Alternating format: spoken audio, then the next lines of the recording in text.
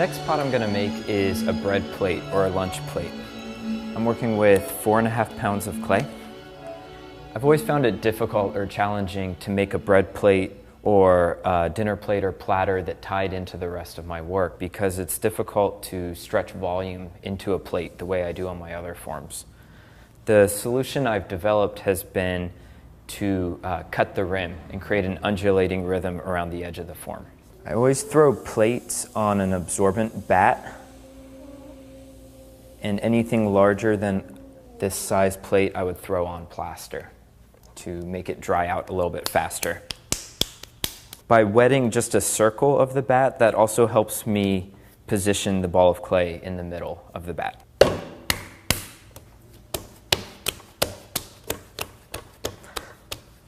I like to do as much centering as I can before I turn my wheel on. And my primary focus when I center something low and wide for a plate is that I don't trap slurry or water or air in any area between the bat and the clay. So I'm going to lead with the bottom part of the clay spreading out before the top of the clay.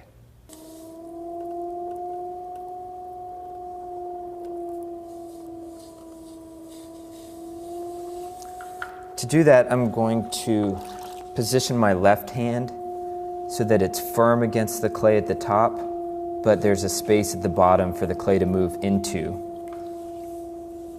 And then I'm going to push down and in from the top corner to encourage that spreading of clay.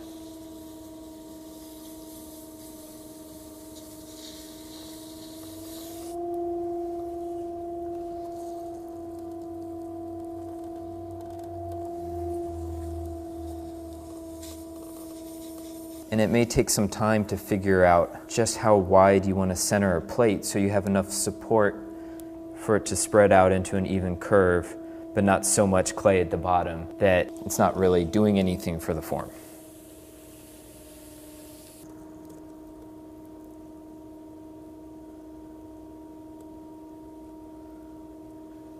What's hard for some people to kind of grasp is that this edge right here is eventually going to be the rim of my plate. And so I want to make sure as I pull this open that I don't fold this clay over and create kind of an air pocket that when I go to do a pull will give me problems. So as I'm pulling, my thumb is giving just really light compression in this area to keep the clay kind of tight and together.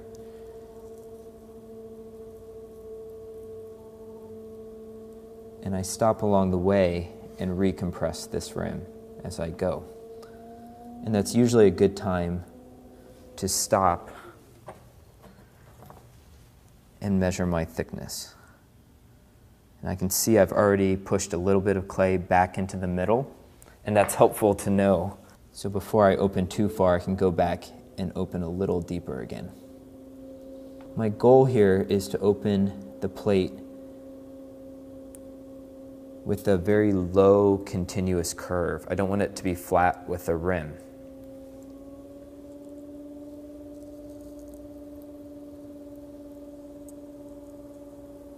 The reason for that continuous curve is really two-part. One's aesthetic.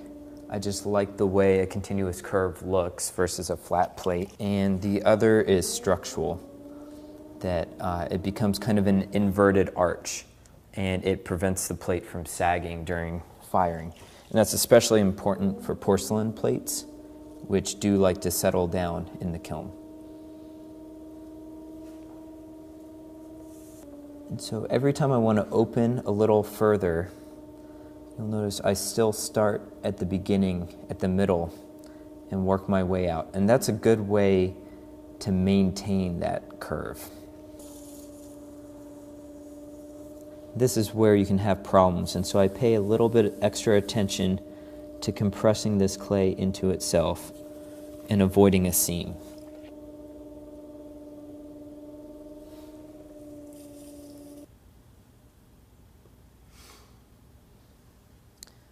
So I should see, as I move my needle tool out, the thickness getting greater and greater. And when I'm all the way open, I spend a little time recompressing this rim, which gets it back into center and makes it easier to do the first pull. As you work a plate, they have a tendency to kind of lay down anyway, but I'm also going to finish the surface of this plate by pressing with a rib to make a mark. And so I throw plates and platters a little bit closer to a shallow bowl than a plate at first, and then I lay it down with a rib at the end. It's much easier to lay a plate down than to try to lift it back up after it started to drop.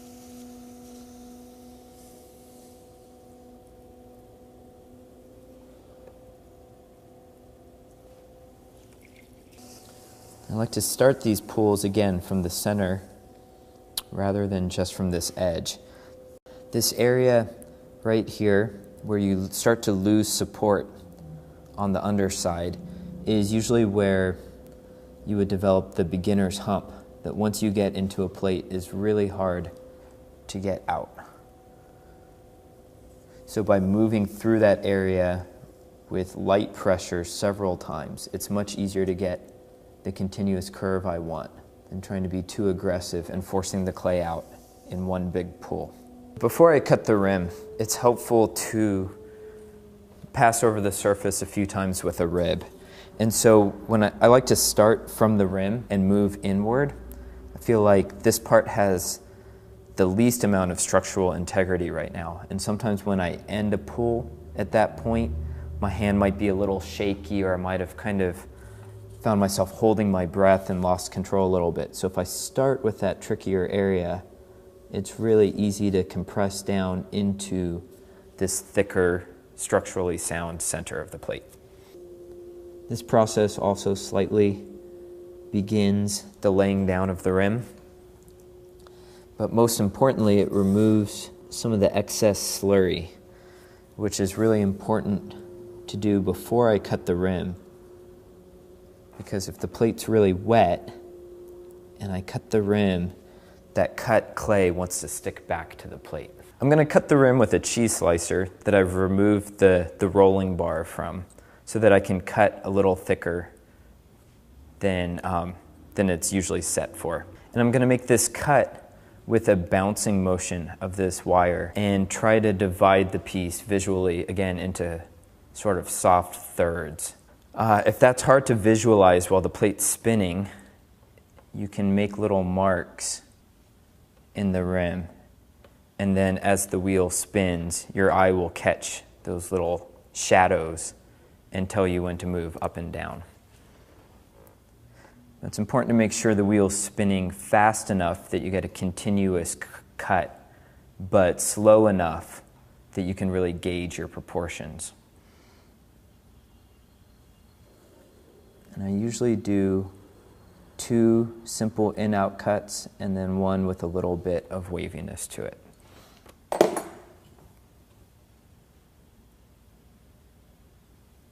The next step is to compress this rim back into kind of a curved bevel shape instead of this hard cut edge. So to compress this rim away from this cut edge and into more of a tapered edge, I hold my sponge so that the rim of the plate fits in this unsupported area, and I have one finger slightly below the rim and another finger slightly above the rim.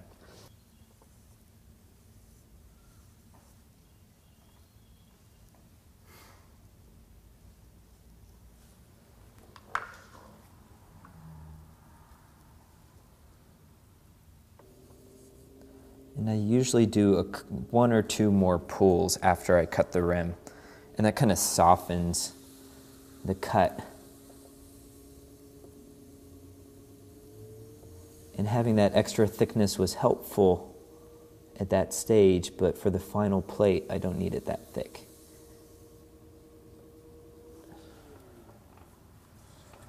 I also sometimes do a pull of sorts with a rib on the inside. So I'm going to support the outside with my left hand, and I'm going to kind of dig into the clay with this rib and really pull some of that thickness into this hand.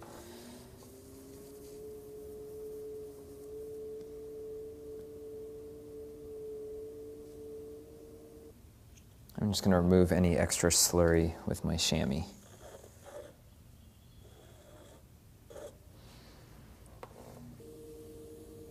this is kind of similar to the cups. I start with a wooden rib, and then I move to this flexible steel rib, and I'm going to finish at the very end with the flexible rubber rib. And these plates are usually a little bit more upright than I want the finished piece to be, and I need that upright property to be able to press down. If it's really flat and I try to press with my rib, it's likely to collapse. So instead I get the mark I want now, and then maybe in 20 or 30 minutes I'll put the plate back on the wheel and lay down the rim a little bit more. So it's fairly arbitrary, but lately I've been preferring a mark that starts at the outside and moves in. And the mark doesn't really come from the edge of the rib. It comes from where the point of contact stops touching the plate. So this section of the rib is compressing, and this section is mark making.